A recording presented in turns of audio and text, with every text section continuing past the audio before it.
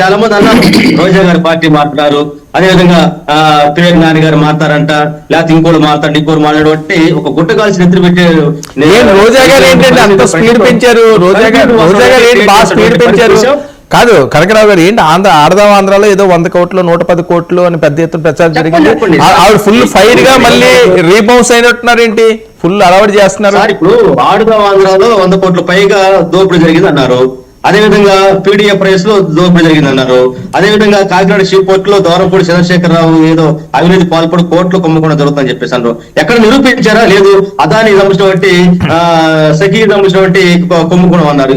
ఏది కూడా అంటే ప్రజల్లోకి ఏంటంటే వాళ్ళు చెప్పిన బట్టి సూపర్ 6 హామీల్ని అమలు చేయడం విఫలం అయిపోయి దాన్ని ప్రజలు ఎక్కడ గుర్తు చేస్తారని చెప్పేసి ప్రజల్ని డైవర్ట్ చేయడం కోసం డైవర్ట్ పాలిటిక్స్ చేసుకుంటూ నేను ఒక అంశాన్ని ప్రజల్లోకి వదులుతూ ప్రజల్ని డైవర్షన్ పాటు చేసే క్రమం ఎన్ని పెట్టేది తప్ప నిజంగా మీరు మీ కాడ యంత్రాంగం ఉంది, మీరే అధికారంలో ఉన్నారు. ఏదో ప్రతిపక్షంలో మాట్లాడినట్టు పవన్ కళ్యాణ్ గారు కావచ్చు, వీళ్ళు కావచ్చు, ప్రతిపక్షంలో నుంచి ఇంకా తెలుగుదేవాళ్ళు